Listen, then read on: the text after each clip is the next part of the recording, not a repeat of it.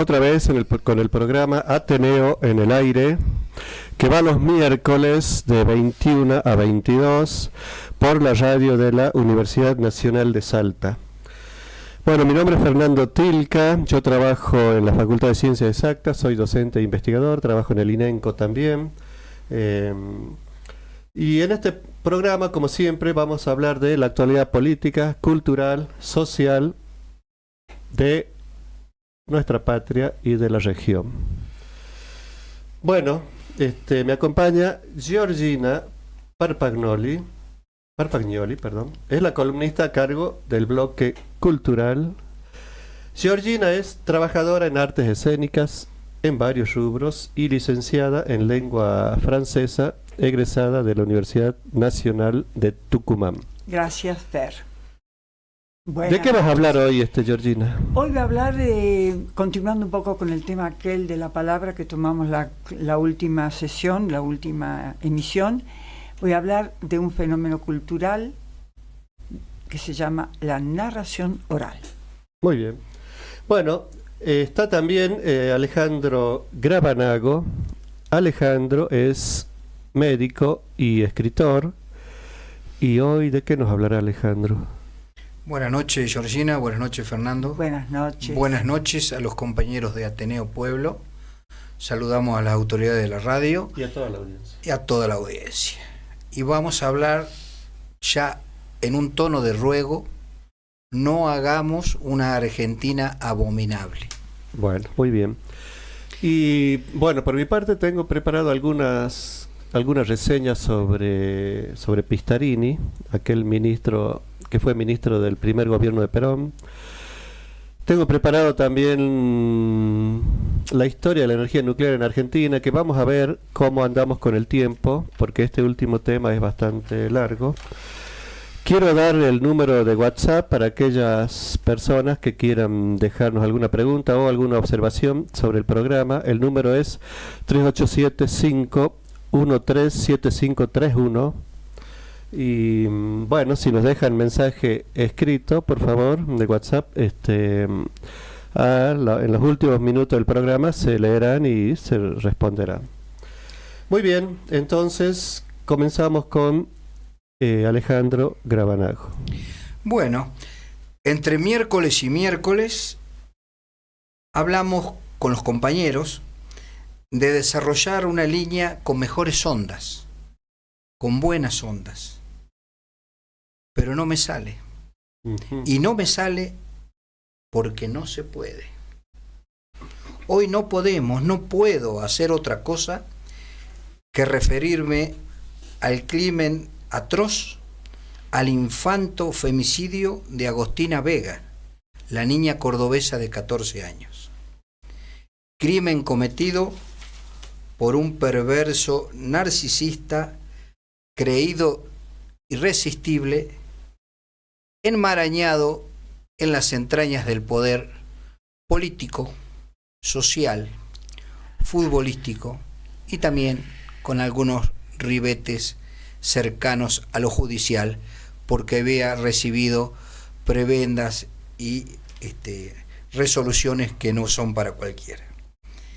El crimen fue cometido dentro de una trama familiar y social anómala, plagada de manipulación, engaños, extorsiones, mentiras y cinismo.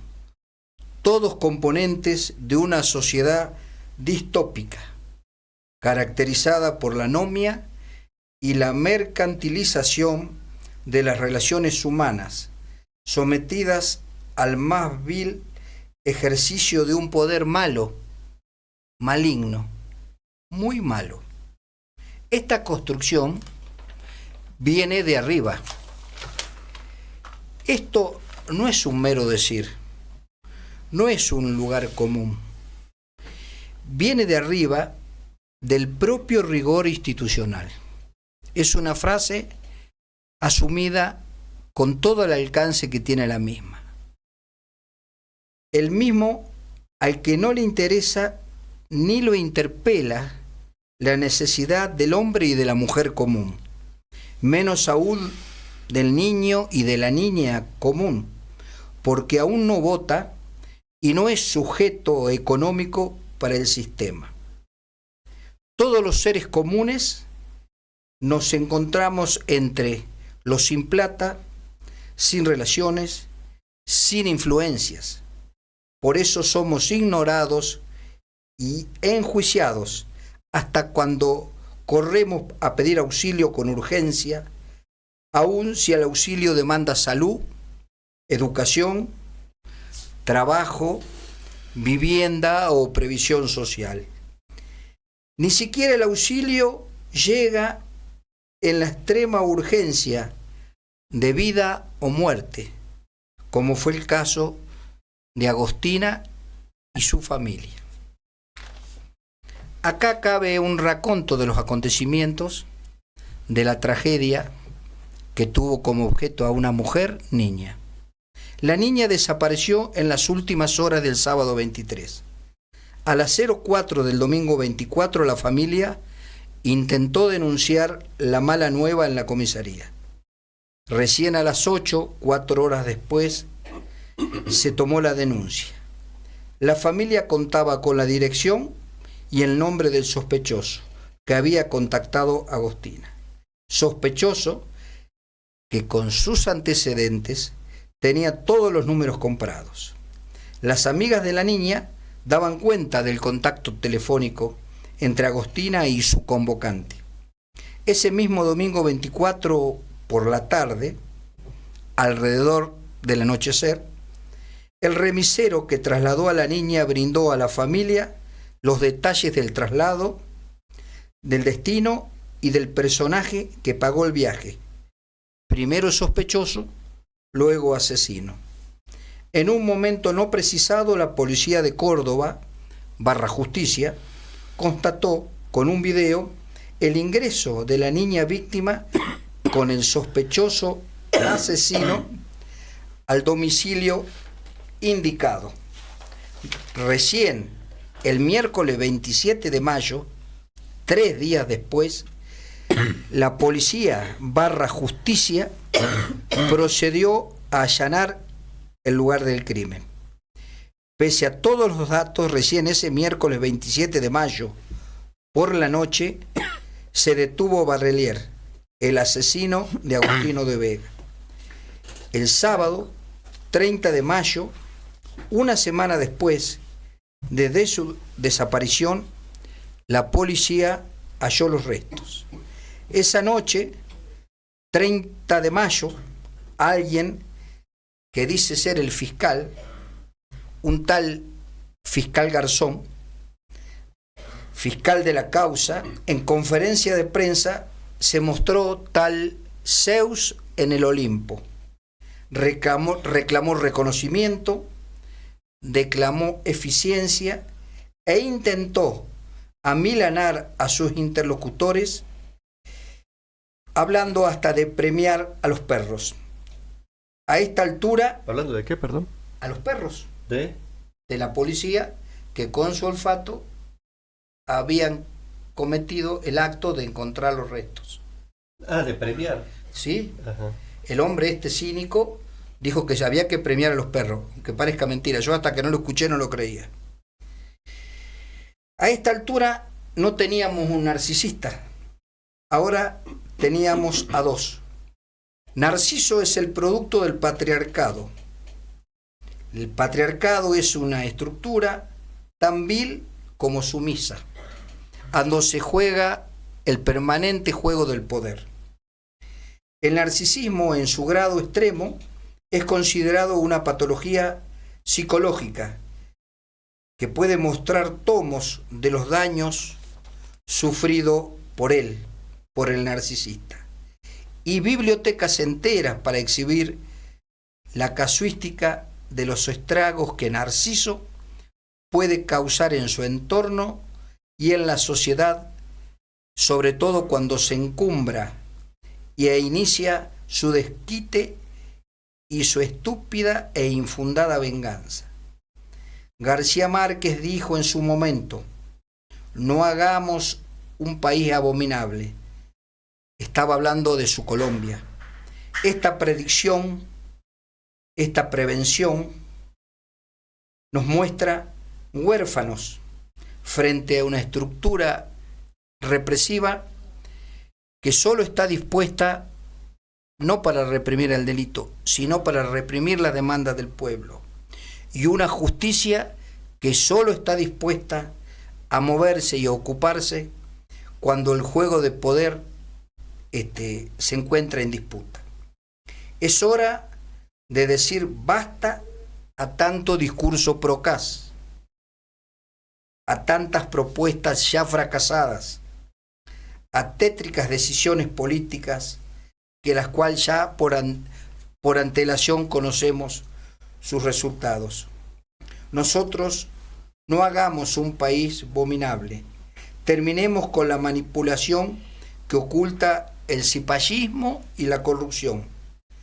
Terminemos con el dedito acusador del delincuente que oculta su conducta.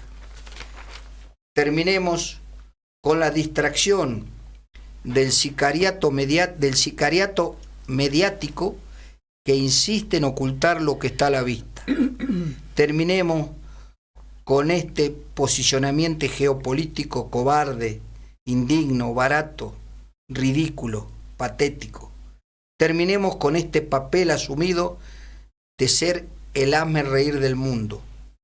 Terminemos con el cuentito de la deuda, el negocio financiero y el ajuste permanente que destruye el glosario de derechos que fuimos capaces de construir durante 200 años de existencia. Terminemos con la ficción de fingir demencia y de hacernos representar, algunos, por esta caquistocracia decrépita, degradada, anómica e indolente. Terminemos con esta caquistocracia que se regocija en el dolor y en la desgracia del pueblo argentino. Libertad en este marco de mujeres perseguidas, asesinadas, perseguidas en todo su frente. Libertad para Cristina Fernández de Kirchner, presa política. Muy bien. Sí, impresionante.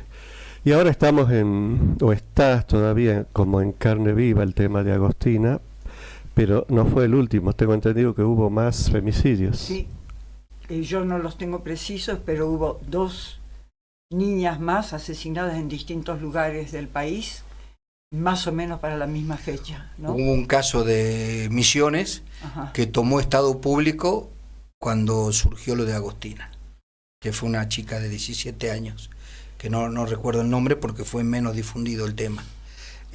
No, realmente es gravísimo, y nosotros en nuestra provincia, el patriarcado significa, se lo toma como un sometimiento para la mujer, pero lo es para el hombre, porque el hombre en la escala del patriarcado, el hombre sin poder, el hombre humilde, está sometido a la permanente humillación, y desvalido empieza a construir sus disvalores, y en todos los órdenes sociales y económicos se produce el desquite y la venganza de las propias frustraciones contra las mujeres.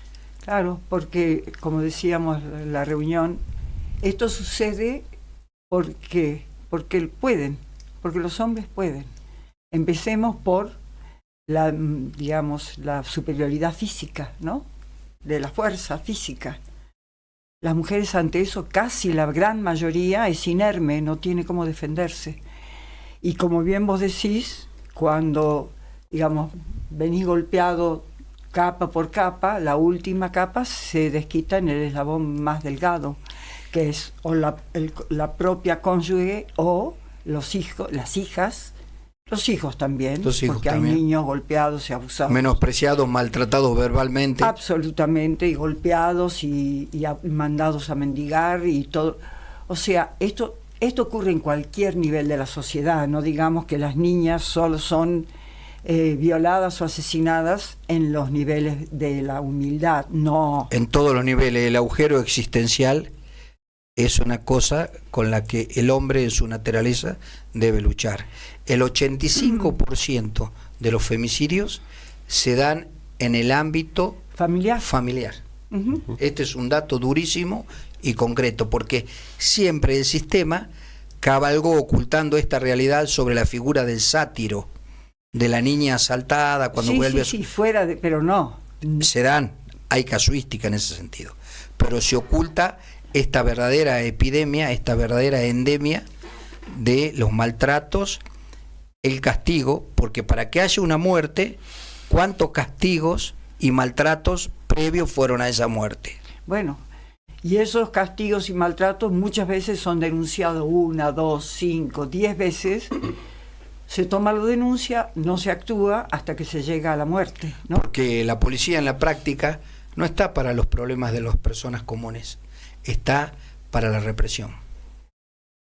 Pero además porque ha cesado todo intento de cambio en la educación de los niños y las niñas, pero sobre todo de reeducación de los hombres, que en una época había talleres de la nueva masculinidad, había intentos de generar un mayor respeto, una mayor flexibilidad, una mayor comprensión del respeto que se le debe a las mujeres. Eso ya no existe. Y además porque desde los estadios más altos del poder, empezando por la presidencia, tenemos el desprecio y la humillación más terrible hacia todas las mujeres y sobre todo a las que se expresan o a las que están, digamos, en la palestra. El neoliberalismo se llevó puesto y se está llevando puesto todos los rasgos de humanidad, de solidaridad, de educación y de respeto al semejante. Y está desconociendo los dos primeros mandamientos donde está todo: el amor a Dios por sobre todas las cosas y el respeto al prójimo como uno mismo. Y además todo este tema del abuso, ¿no?, hacia la mujer está en un montón de temas. El tema de las separaciones, donde el hombre se desentiende, ¿no?, de la familia, de los hijos, de la manutención, de la pensión que debe brindar a la mujer. ¿Y qué pasa? Los jueces deciden siempre favorecer a la parte masculina del asunto. Esto acá en Salta es impresionante, ese tema. Creándose ahora una onda cultural que favorece y refuerza esa tendencia. Claro. Porque con los divorcios express se terminó eso de que había que estar años en un proceso de separación, entre los cuales ocurrían las peores cosas. Y se definió que con la voluntad de una de las dos partes se podía producir la separación física y el cambio de domicilio. Pero hay que cambiar, pero hay que, digamos, respetar las leyes en cuanto a la provisión, ¿o no? Por supuesto. Sí, bueno, la justicia en nuestro país creo que es la peor de las instituciones. Exactamente. Ese es el problema más grande. Y me parece que hay que criticarla siempre porque en algún momento hay que hacer un cambio en la justicia. Cambio, mira vos, ahí sí se necesita un cambio. Claro. Ahora, respecto de este tema, yo lo que puedo aportar, y sin ser especialista, por supuesto, en este tema, yo creo que habría que educar desde niños, adolescentes, jóvenes y grandes, que en una relación de pareja hay como dos principios, me parece a mí, que hay que saberlos. Uno de ellos es que yo no soy tuyo, vos no sos mía, o yo no soy tuya y vos no sos mío. Que claro, eso los integrantes de la pareja lo tienen que tener en claro, que una persona no pertenece a la otra.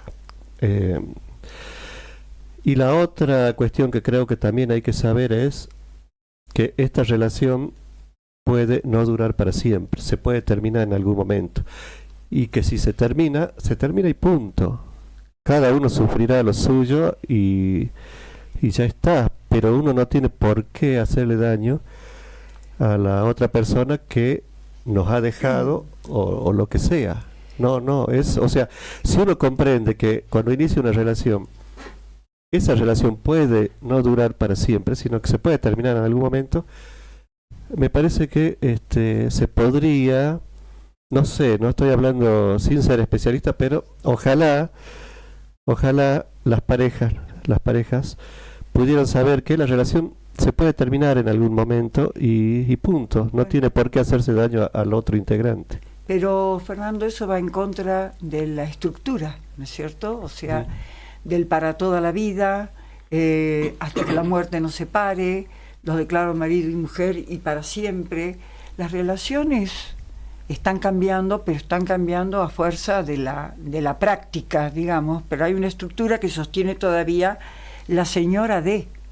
Pero se venía sosteniendo en las décadas anteriores un clima de separaciones, de divorcio, algo más racional y respetuoso.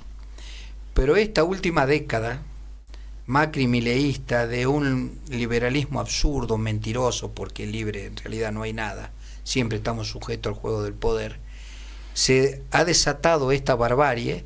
Escuchábamos a la ministra de Seguridad de la Nación que reemplazaba la palabra femicidio por homicidios de mujeres. Una mujer dando esta discusión, una mujer como ariete del patriarcado judicial con manejo de todas las fuerzas de seguridad. Y ¿por qué decía de la represión? Porque todos los miércoles del año se puede ver frente al Congreso Nacional cada vez menos jubilados que nos representan en su lucha y miles de hombres que representan a todas las fuerzas de seguridad, a la Gendarmería, a la Prefectura, a la PCA, a la Policía Federal y a la Policía de la propia ciudad de Buenos Aires, en un verdadero símbolo de para qué son las fuerzas de seguridad. Ahora, yo pienso una cosa, ¿no? Que esta es una lucha, como decíamos anoche, en la cual se tiene que involucrar todo el mundo, los hombres también, los hombres de bien, digo, ¿no? Los por supuesto. Los que entienden el problema se tienen que involucrar de alguna manera, nos tienen que acompañar, tienen que estar en las marchas, tienen que estar en las luchas, tienen que estar en las declaraciones, tienen que declarar el principio de los derechos de igualdad y de respeto por la mujer, porque es necesario, no podemos seguir saliendo solas, ¿no? Que tenemos que hacerlo y lo estamos haciendo desde todos los puntos de vista, cada uno en su lugar, en su ámbito, en donde puede, pero tenemos que estar apoyadas, no porque necesitamos la protección, sino necesitamos que la sociedad entera se involucre en esto. Estamos a las puertas de una autocracia que desconoce el funcionamiento del Congreso Nacional. En el caso de los presupuestos universitarios, fueron votados 2 veces, fue rechazado el veto del Poder Ejecutivo y sin embargo sigue en discusión y el Poder Ejecutivo sigue haciendo lo que quiere y pagando salarios de deserción al personal docente y no docente de las universidades nacionales, porque el plan es la desaparición del carácter gratuito y universal de la universidad argentina, que se ha desarrollado y muchas veces vemos con desparpajo en ámbitos de mesas de prosapiosas señoras que dicen que han hecho muchas universidades en la provincia de Buenos Aires, que por qué hay muchas universidades acá o allá. Claro. Y a su vez aumenta, perdóname que asumo esto, la crisis de los precios del transporte, que también genera problemas para que los alumnos vayan y vengan. Sí, Fernando. Claro, hablando de eso, hoy y mañana hay paro no docente en la UNSA. Y bueno, de paso queremos agradecer a el compañero Ariel Ancé, que es el director de la radio de la UNSA, que hoy está haciendo de operador técnico, porque si no, bueno, no podríamos estar haciendo lanzar el programa al aire. Muchas gracias. Sí, bueno, yo les propongo que escuchemos un tema musical y luego vamos a una tanda. El tema musical es uno que propuso Georgina y que se llama Tierra Santa. Con Z. Tierra Santa, con Santa. Z, que está interpretada por Trueno. El que vos propusiste, Trueno. Y Milo J. ¿Querés comentar algo sobre el tema? Realmente son dos jóvenes muy buenos músicos y buenos artistas, y es impresionante todo lo que dicen de amor, no solo a la patria, sino a la ciudad, al barrio, dicen, a la calle, orgulloso de ser argentino, orgulloso de ser latinoamericano. Te da ganas de llorar de la emoción, porque son chicos que no llegan a los 20 años. Qué bueno. Y quiero aclarar un poquito más sobre lo que dije del paro. Nosotros apoyamos a los compañeros no docentes en su medida de fuerza. Muy bien, entonces vamos al tema musical y luego será el segundo bloque. Estamos de nuevo, de vuelta en el segundo bloque de Ateneo en el Aire, de este programa donde hablamos de cultura, realidad política y social de nuestra provincia, nuestra patria y la región, depende de los días. Los que quieran, aquellos oyentes que quieran hacer alguna pregunta, alguna observación, por favor, por mensaje escrito al WhatsApp, ahora doy el número, 387-513-7531. Muy bien, en este segundo bloque va a comenzar Georgina. Bueno, buenas noches. En este bloque Cultura en Movimiento, que pertenece a Ateneo en el Aire, Universidad Nacional de Salta, quería un poco retomar el tema de la emisión pasada, que era la palabra, pero desde el punto de vista de una actividad cultural, de una manifestación de la cultura, que no es tan transitada ni tan relevante, digamos, en general, pero que ha surgido con una fuerza inusitada a partir de mediados de los años 70 en adelante, en el mundo entero. Ha sido como un surgimiento, digamos, como el plancton que sube todo junto en varios países al mismo tiempo. Estoy hablando de la narración oral. La narración oral está en el origen de los tiempos, o sea, el día que el hombre pudo articular palabras, empezó a... El humano. El humano, el hombre y la mujer pudieron articular palabras. Perdón, todavía me traiciona el género, lo genérico. Se comenzó a reunirse alrededor de la hoguera para impartir conocimiento, consejos, mitos, y empezar a construir la cultura. O sea que desde el vamos, la palabra oral transmitida es comunidad. Luego viene Grecia y Roma, donde la palabra oral va creando las bases de la literatura, a través de los bardos, los rapsodas, los oradores que van de pueblo en pueblo, en las plazas, cantan las canciones de gesta, que además son anónimas, no tienen autor. O sea, cada bardo, cada rapsoda va agregando versos, aquello que recibe en herencia de otro bardo, de otro rapsoda, y así se va transmitiendo la cultura, que termina finalmente, desemboca en la escritura. Y en la Edad Media están los juglares, que combinando cuentos, música y actuación van de pueblo en pueblo también contando las gestas de los grandes héroes. Y en nuestra época, como dije, a partir de mediados de los 70, aparece, sobre todo en Cuba, empieza en Cuba y México, un movimiento generado por antropólogos y antropólogas profesionales, docentes, que empiezan a interesarse en el tema de promover la narración oral. Y, por ejemplo, en Colombia se convierte en una materia universitaria. Se hacen grandes encuentros de narración oral en grandes estadios, en auditorios, y empiezan a aparecer cosas como encuentros internacionales de narración. Me pasó a mí, cuando vivía en Buenos Aires, encontrar un cartel que hablaba de un encuentro internacional de narración oral. Yo digo, ¿qué es esto? Y me fui a la rural durante la Feria del Libro y me encuentro con mesas redondas, actuaciones, narradores de todo el mundo, porque en esa época había plata, entonces venían... ¿Qué época era? Y eran mediados, fines de los 90. Había un poco más de plata, entonces la Feria del Libro podía traer narradores de Inglaterra, de Italia, de España, de toda Latinoamérica. Mi primer taller fue con una cubana extraordinaria, que aún ahora todavía tengo los apuntes de ese momento. Y en la Argentina se genera a través de la docencia, la narración oral.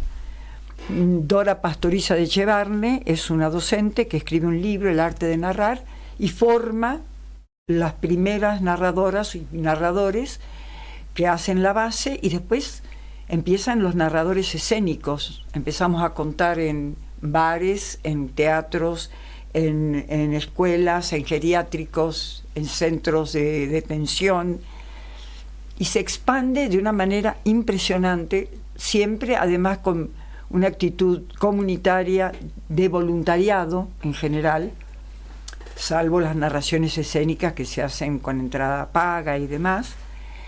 Y en Salta existe un movimiento interesante de narración oral que no se registra mucho, como ya hemos hablado del teatro independiente también, que sin embargo tiene más de 2 décadas de funcionamiento. Por ejemplo, en esta misma radio hay un programa que se llama Cuenta Palabra, que tiene ya más de 2 décadas y un montón de premios, que se trata sobre todo de la literatura y de la narración infantil. Hay un grupo de narradores que se llama Salta Cuenta, formado en su mayor parte por gente de la tercera edad, que de hace más de 2 décadas cuenta voluntariamente en todo tipo de establecimientos y también en eventos. Hay una actividad que se hace todos los viernes del mes, el último viernes de cada mes, en la sala Olver Martínez Borelli del centro de esta universidad, que se llama Vení y Contá. En la calle Alvarado, ¿sí? Sí, y que es un micrófono abierto que está manejado por un grupo de narradoras muy experimentadas, donde uno puede ir a escuchar cuentos o a contar su cuento o a leer su poesía. Y también hemos habilitado con el grupo Guacalera Teatro un taller de formación el año pasado en la Biblioteca Provincial, que formó un elenco de narradores que se llama Nuevas Raíces del Tiempo, y que también está constituyéndose como un grupo que empieza a presentarse escénicamente. Y también hay narradoras independientes o narradores independientes que trabajan. Nadie vive de la narración oral todavía, o muy poca gente, porque digamos siempre existe no, pero es voluntario, es parte de lo comunitario, etcétera, pero igualmente persiste como actividad, porque la primera narración oral voluntaria es la de que los padres hacemos con nuestros niños al dormir. Bueno. Y les cuento una pequeña anécdota. A ver. Arranco con las chicas que eran chiquitas y les digo: era la pampa argentina, una oscuridad absoluta, y en el horizonte una luz brillante que venía y venía. Papá, eso ya lo contaste. Bueno, mi amor denodado por la narración oral proviene de mis padres, sobre todo de mi papá. Yo no sabía leer, pero mi padre venía todas las noches y nos leía. Y en cuanto tuve edad para leer, me pusieron un libro en las manos y dale que va. Pero de esas narraciones, de esa época, yo recuerdo, tenía 4 o 5 años y todavía me acuerdo de cosas que me contaron en esa época. Y esto que vos decís es fundamental. Si hay padres que cuentan, hay hijos que le cuentan a sus hijos, y así, y se repite la acción de transmisión, no solo de los cuentos, sino de la tradición del pasado, de los relatos familiares. Se activa la imaginación. Pues hablando de eso, me voy a atrever a contar también una anécdota mía. Con mi hijo cuando era chiquito, sí, a la hora de dormir yo iba y le contaba un cuento, pero lo inventaba ahí, en ese momento, el cuento. Claro, eso es bárbaro, porque además seguramente lo implicabas a él en el cuento. Era un cuento donde él tenía algo que ver. No. ¿No? No me digas. No, más bien un cuento que tenía que ver con viajes espaciales, con ir a otro planeta, con esto, con aquello, que el astronauta iba y le pasaba esto y así. ¡Qué maravilla! Y seguramente tu hijo lee. Sí, Claro, sí, bastante. es así. Bastante. Escúchame, yo te quería preguntar, ¿vos estás en un grupo de narradores de Salta actualmente? Actualmente, digamos, estamos conduciendo este grupo de Raíces del Tiempo, pero yo estoy narrando ahí también adentro de ese grupo. Hicimos hace poco un espectáculo, se llamó 6 noches, y que son 6 cuentos de las 1001 noches. Y ahí yo cuento un cuento fantástico de las 1001 noches, un cuento muy gracioso, además, no de los cruentos, sino de los irónicos de las 1001 noches. Y es un espectáculo que tuvo muchísima aceptación, porque casi nadie toca los cuentos clásicos. Y brevemente quiero comentar esto con respecto a los cuentos clásicos. Esto y termino. Los cuentos tradicionales clásicos atraviesan el tiempo, el espacio, los países, porque hay cuentos que repiten estructuras de país en país, porque están en el inconsciente colectivo. Yo daba un taller en la prisión de Castañares para niños detenidos, adolescentes a disposición de la justicia, y un taller de radioteatro. Entonces los incentivaba a que me cuenten anécdotas de aparecidos para poder armar un guión, porque eso yo sabía que los convocaba. Y uno de los pibes empezó a hablar y me hablaba del duende. Y me dice, el duende es el que enrieda las crines de los caballos. Cuando yo escucho eso, me quedé helada, porque esa mención, exactamente así, el enrieda las crines de los caballos, está en el monólogo de la reina Mab de Shakespeare, en Sueño de una noche de verano. La reina Mab es la que enrieda las crines de los caballos. Muy bien. Georgina, ¿y qué hay de la cartelera de espectáculos para acá tengo, esta semana en Salta? He preparado, primero consulten por favor la cartelera de Teatro en Salta, que tiene @Teatro en Salta en Instagram y en Facebook. ¿Teatro en Salta se llama? Sí. @Teatro en Salta, Instagram, Facebook, y www.teatroensalta.com.ar, la página web. Bien. Ahí consulten todas las propuestas de esta semana.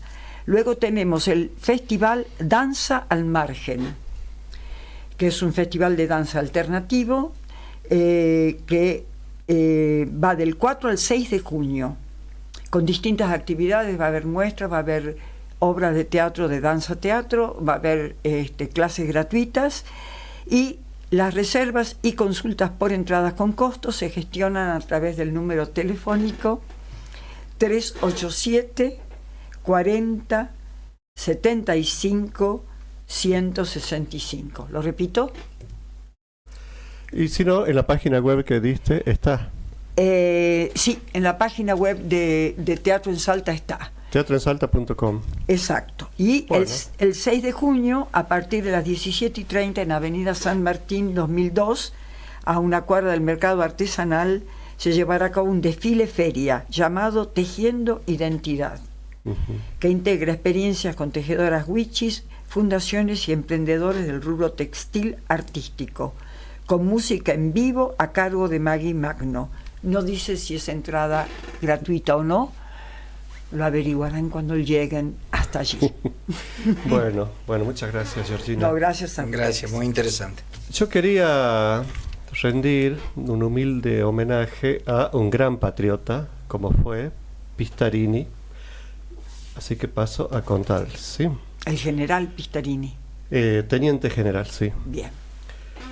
Un 29 de mayo de 1956 moría en la cárcel de Ushuaia, o sea, 29 de mayo, hace muy poquitos días se cumplió un año más, en la cárcel de Ushuaia, o sea, en la cárcel del fin del mundo, moría... Justamente el día del ejército.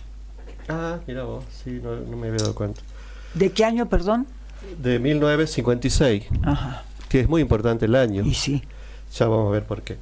Bueno, en la cárcel de Ushuaia, a los 74 años, privado de atención médica y mal alimentado, el teniente general, ingeniero y político Juan Pistarini, uno de los ministros más leales de Perón, que sufrió el olvido, la tortura y la detención por parte de los golpistas del año 1955.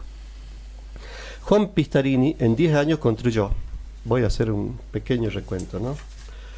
Un aeropuerto internacional, el de Seiza, 95, ¿es el de Seiza? Sí, creo que el sí, aeropuerto internacional de Seiza, Seiza. Se llama así. Se llama Pistarini, exactamente.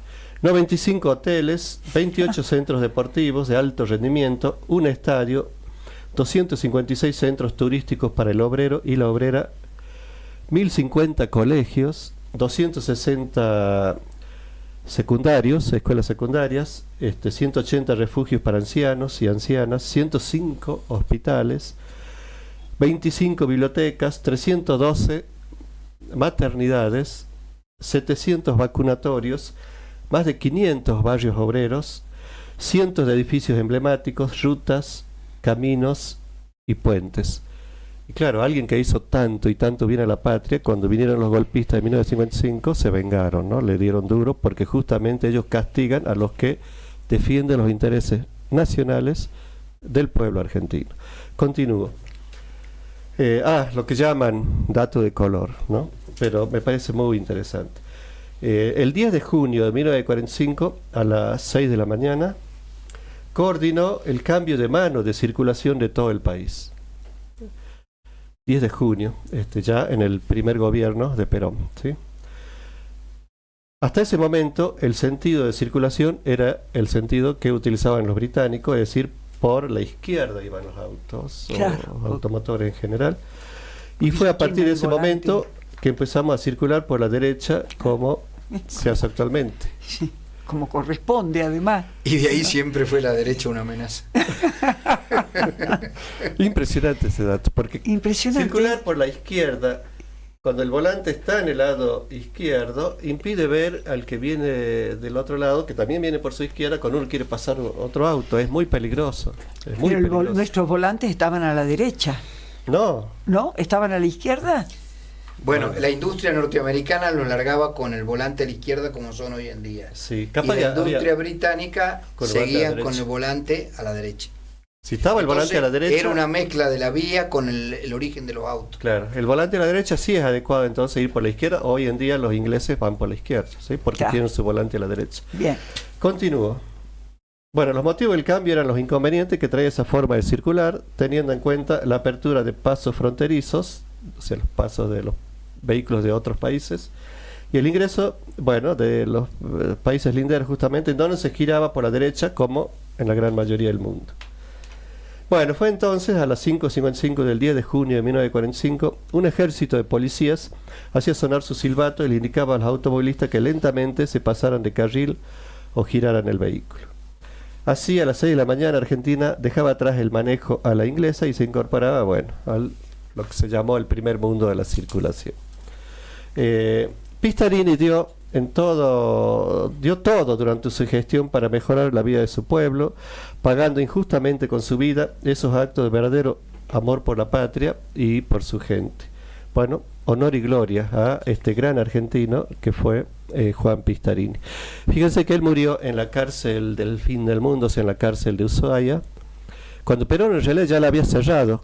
En el primer gobierno de Perón es que se cierra la cárcel de Ushuaia, y cuando dan el golpe en 1955, el gobierno golpista reabre esa cárcel para meter preso ahí a los peronistas, ¿no? En las peores condiciones, calculo. Claro, Perón la cerró porque las condiciones eran durísimas, se llamaba la cárcel del fin del mundo. Una sola persona se escapó de ahí, que era Simón, ahí, ¿cómo se llama? Sí, yo la vi la historia en la tele, pero no recuerdo el apellido. Simón, me olvidé del apellido ahora, pero era de los anarquistas. Se escapó, logró escaparse. Sí, porque otros se escapaban de ahí, no podían llegar muy lejos por el frío, tenían que volver a la cárcel solitos. O morir. Sí, y él se escapó, logró subirse a un bote, a un barco, y lo esperaban en Chile, en Punta Arenas, ya la policía chilena. Entonces se tiró al agua, nadó, porque ahí cualquiera muere de frío en esa agua tan fría, y él sobrevivió. Y bueno, es una historia. Solo sobrevivió un año. ¿Quién? Pistarini, sí. Y ya era un hombre mayor. Sí, ya era un hombre grande, pero murió a los 50 y pico de años, me parece él, ¿no? Pero bueno, yo quiero rendirle homenaje a estas personas que dieron tanto por el país, y en la casi digo la clase que viene, en el programa, en algún programa próximo, voy a hablar de la historia del desarrollo nuclear argentino, donde también hay 3 militares muy importantes, nacionalistas, como Savio, el general Savio, el general Mosconi y el general Aldrich, y por supuesto el general Perón, que dio también todo el Una impulso. acotación de la tarea de Pistarini. Sí. Generó una crisis de producción de cemento, de tanta demanda que había. Para las construcciones. Sí, porque eran tantas las bocas de consumo de colegios, de hospitales, de carreteras asfaltadas, que no daban abasto con el envío, con la extracción y el envío de cemento. Es impresionante. Impresionante esto, yo no sabía nada de Pistarini. De este Pistarini. ¿Y qué queda de esa? Sin ningún miedo a pasar por exagerado, podemos decir que la Argentina moderna la hizo el peronismo.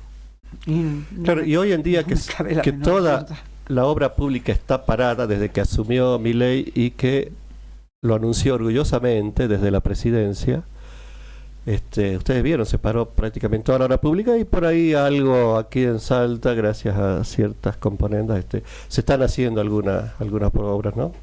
Pero en el país se está parando la obra pública totalmente al contrario de lo que hizo Pistarini cuando fue ministro de Obras Públicas. Bien, creo que vamos a ir finalizando. Sí. Vamos a escuchar otro tema musical, si es que nuestro operador nos dice que hay tiempo. Dice que sí. Dice que sí. El tema musical es algo cantado por Jorge Cafrune, se llama Orejano. El Orejano. El Orejano. Bueno, no hay mensajes, así que podemos ir tranquilamente al tema musical. Yo doy las gracias a aquellas personas que nos hayan escuchado y nos despedimos como siempre hasta el próximo miércoles a horas 21. Buenas noches a Buenas todos. noches.